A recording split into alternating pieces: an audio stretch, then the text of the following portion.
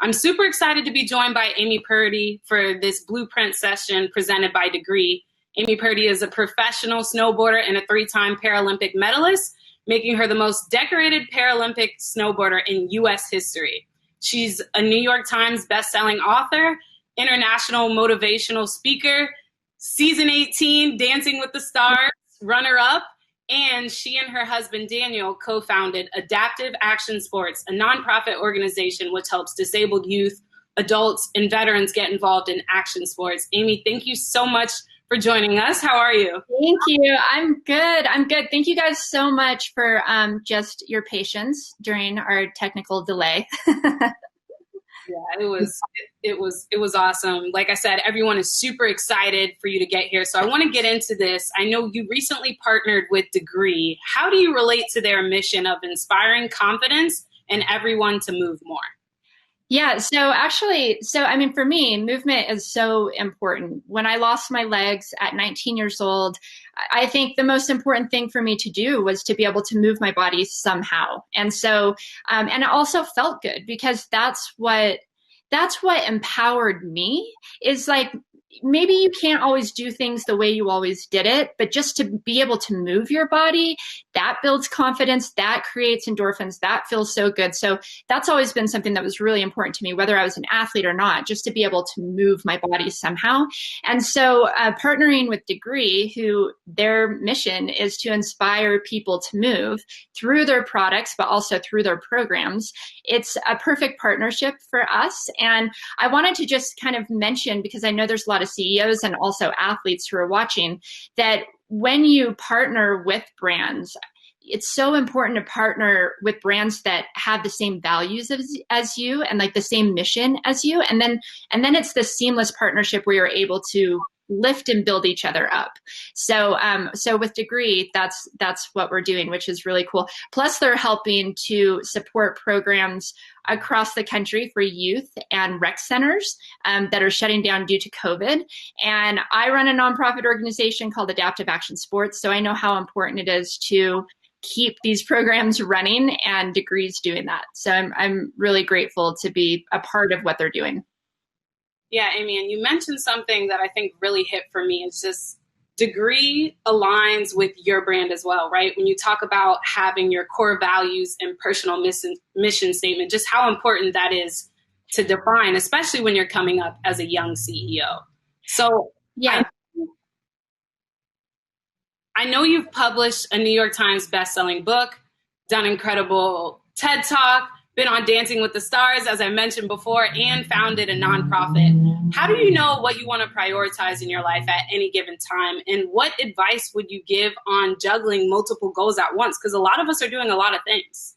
Yeah, I mean, the ideal situation is to be able to just focus on one thing until you succeed at it. But it's rare that we actually get to do that. Plus, we're multifaceted, we're multi-talented. Our brands have different branches.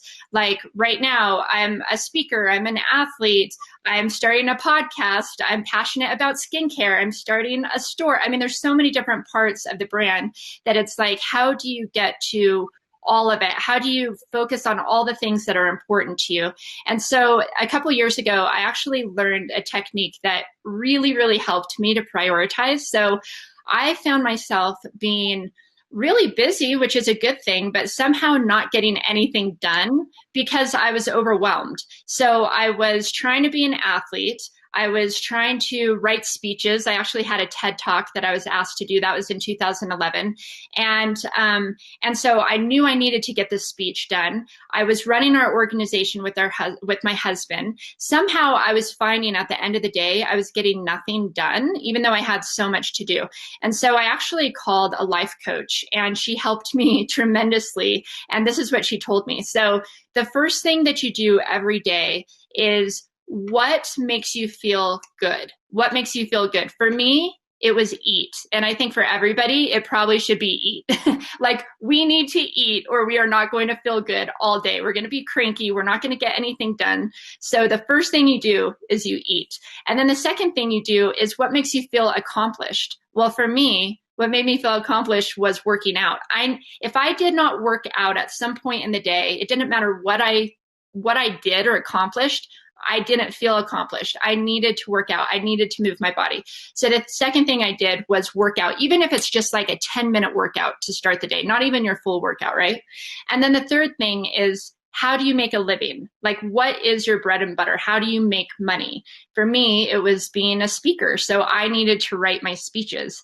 And then the fourth thing that I did at the end of the day, after all that was done, was all the other fun, cool, creative projects that I was trying to work on, right? And so by the end of the day, I realized that I got the important stuff done. I ate, I worked out, and I made my money by noon. And then I had the rest of the day to work on everything else. And so for me, I still use that because it helps me, like, you know, like I'm starting a podcast and I'm creating a store, but am I making money right there, right now? No. So that kind of goes to the end of the day.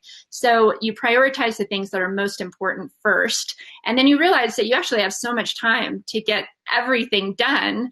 You just have to figure out what the most important stuff is. And I definitely think eating and moving your body is the two most important things we can do to start our day. When I tell you, I can relate to the food piece because nothing's getting done until I have some food in my belly. So I love that you said that. And what time do you wake up?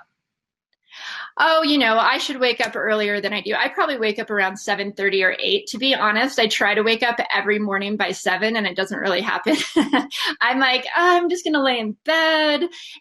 But you know, I schedule my day. This is another thing that helps a lot. I schedule my day the night before. So I've got in the notes section of my phone, I've got a checklist and I've got a time that I do everything. And so by doing that the night before, then I wake up the next morning, I know exactly what I'm doing. If you don't do that, it's very easy to kind of get lost in the day. You know, you get caught up in emails. Somebody calls you and pulls you over in this direction. Before you know it, you didn't focus on the stuff that's most important to you. So schedule it the day before, get it in a checklist and literally check off those things each day. And that helps too. Yeah, I love that. You seem like you have it down to a science. And it just seems like you are super confident in everything that you've done. And I'm sure it took a long way for you to get there. But what are some tips for gaining self-confidence and moving out of your comfort zone?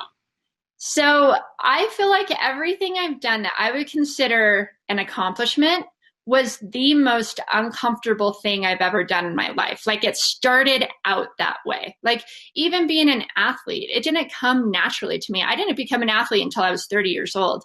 I wasn't raised an athlete. I didn't play sports in school, but I loved to snowboard, and I had like a natural kind of talent for it as well. And so I pursued snowboarding, but I did not become an athlete where I trained to become an athlete until I was 30 years old. And that was hard, stepping out of my comfort zone and trying something new. Also, when I did Dancing with the Stars, I had no idea what I was doing, you know, dancing with 2 prosthetic legs. I tried out for my dance team in high school and didn't make it. And I tried out for the cheerleading team and didn't make it. And that's when I had legs. So now I was doing Dancing with the Stars with 2 prosthetic legs. And I had no idea what to expect. I mean, most of us, we want to be confident before we do something. But the thing is, the confidence comes in the doing. So you're not going to be confident until you do it. And so I think for me, that's such a reminder of like, everything is scary when you're trying something new. But here's a tip. If you commit before you're confident, then the confidence will come. So commit to whatever it is you want to do. You guys want to do a podcast? I'm just throwing it out there. You want to be an athlete, you want to do a podcast, whatever it is you want to do, commit to it. Literally put it on your schedule. I'm launching this new podcast, and before I did anything with it, I actually reached out to my guests, which I got some pretty big name guests, and they all said yes. And I put them on my calendar. And then all of a sudden I'm like, well, I better do this thing. So I'm like recording the trailer, buying a microphone, you know, I'm like all of a sudden just jumping to it because I committed before I was confident, before I even knew what I was doing. And so, anyways, I think that always helps, is just remembering that, like, you don't have to be confident before going into something. In fact, you're not going to be. You get confident when you make the mistakes, when you fail and get back up, you know, when you learn the lessons that you learned going through it. That's where the confidence comes. And it sounds like you have a lot of experience, right? You've been through these different obstacles, and I'm sure you had people in your corner. So who do you look up to for guidance and support during those tough times? Because like you said, through trial and error and experience, you get confidence, but Right. in that corner for you. Yeah. I mean, so depending on, we all have different challenges, right? There's the challenges that you choose, which is you're starting a new project or a new job or a new path.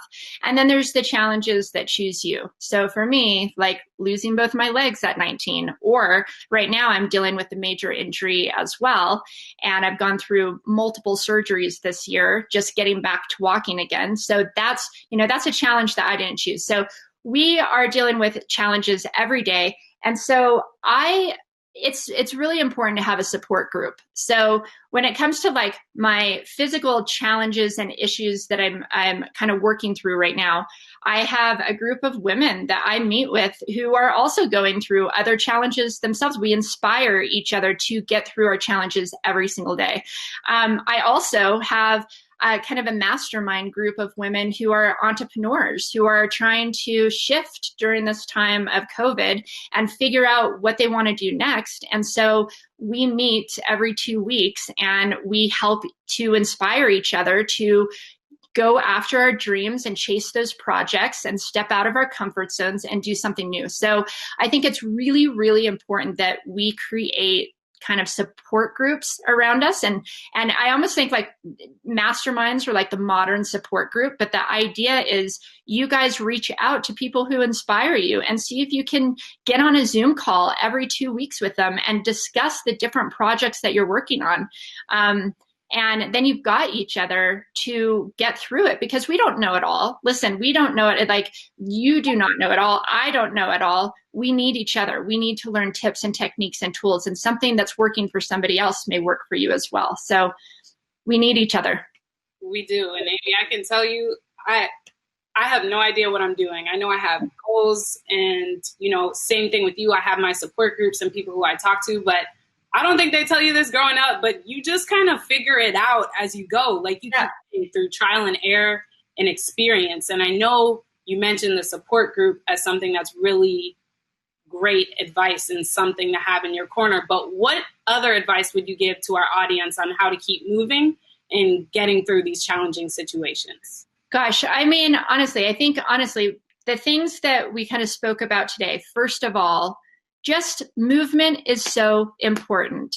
Whether it needs to be physical movement, because I'll tell you, when you move your body, even if you stretch and just like take a deep breath of air, it gets just your whole energy moving. It gets your brain moving. It gets everything you do from that point forward moving. I totally just believe in momentum, which is like, there's times when things are moving and it's like things are just happening. Things are falling into place. And I swear it's because you just got started. You just started moving.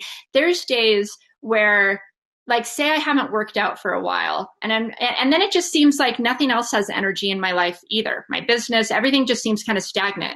Then all of a sudden I'm like, okay, I started a new workout program, and I swear the phone starts ringing off the wall. I start, thinking of new projects and ideas. So first of all, I think the most important thing is to move your body, because that gets everything else moving in your life. And then also, once again, literally create a support group, even if it's 2 or 3 other people who are doing what you want to do or who are doing what you're wanting to do. Like they've either accomplished it or they want to go through it with you as well. So you guys can help each other to grow together, because we need each other. We don't need to be sitting in our houses by ourselves trying to figure things out when there's other people out there who have figured it out. So meet up with them, reach out to them, create this group so that you can grow with each other and learn from somebody who's already paved the way. And then I'd say the third thing is just commit before you're confident. Just commit to the things that are living inside of you, because I know we all have that. We all have these things that are like, I know this is what I want to be doing and I don't even know where to start, but just start. It's like right when you start, everything starts to flow. All of a sudden it makes sense. You're not going to know it all until you're in it. So just get in it and allow yourselves to suck for a little bit, allow yourselves to not be an expert. Like eventually you will become an expert, but you have to be open to making mistakes, failing, and trying to figure things out before you really understand how it all works. So just allow yourselves to like have the freedom of, you know, sucking at something in the process of figuring it out. And then I would say another thing is don't be focused on the outcome. You know, we all kind of have this dream, which is great, and this vision of where we want to go, but it really comes down to the process. Be committed not to the outcome of something that you're working on, be committed to the process. And the process is every single day being consistent and approaching your work with passion and keeping an eye on why you are doing what it is you're doing. You don't have to know how you're going to do it. Just know why you're doing it. If you know why you're doing it, that will carry you through all the challenges that you'll face. Passion and purpose. Amy, I love that. You are so inspiring. The chat is going crazy for you right now. Yeah. And before we wrap up, though, I do want to give a chance for someone to ask a question. We've been doing Share the Mic. Oh, good. Yeah, so I want to bring someone in to ask Amy a question, guys. I need a final fire question, a big hitter for Amy while we have her on here as well. So let's see who we got. Hi. Hi. Hi, Amy. Hi, Chloe. Oh my God, I forgot how to speak for a second. My name is Nodine. I've been taking notes and just want to say thank you all for the gems. My question for you, Amy, and you, Chloe, you can respond as well, is I'm a junior in college right now, and emotional burnout has been something I've been experiencing not only this semester with like the current status of the current situation of our world, but ever since I got into college. It's been a really, really tough journey, and not many people tell you about that. So I wanted to ask, have you both ever felt emotionally burnt out, and how did you recover from that?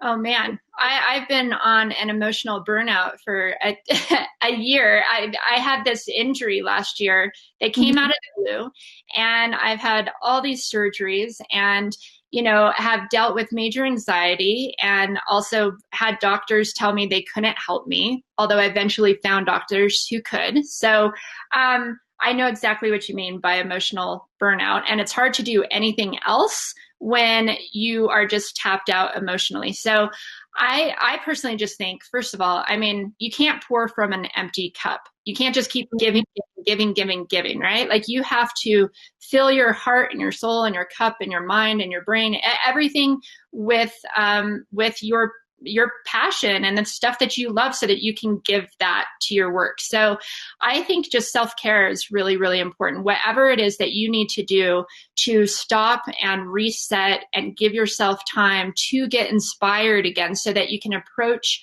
your school or your work with energy. That's important because energy is that's what's going to keep things moving. When you don't have the energy, you can't create, you can't put energy into anything. So I think whatever you need to do, go back to take care of yourself, eat well, move your body, take a bath, write in a journal, like whatever you have to do to kind of feel inspired again so that you can approach your work with energy. I'd say those are the things that have helped me. Thank you. Yeah, that was a great question. Amy hit it right on the nail there. And I just want to thank you again, Amy, so much for joining us. And once again, super sorry for the technical difficulties that we had earlier, everyone. But like I promised, Amy is here and she was absolutely phenomenal. One thing though, Amy, what is your podcast? Because a lot of people were asking. Yeah, so it has not launched yet, but if you guys go to my Instagram, which is just Amy Purdy Girl, I'll be sharing it pretty soon. But and I don't have a set date yet. Over the next month or two, we'll be launching it. Right now, I'm just doing interviews, and it's called Bouncing Forward with Amy Purdy, and it's all about stories of grit and resilience and setbacks and remarkable comebacks. So. Well, thank you again, Amy, so much for coming on today. We really appreciated having you.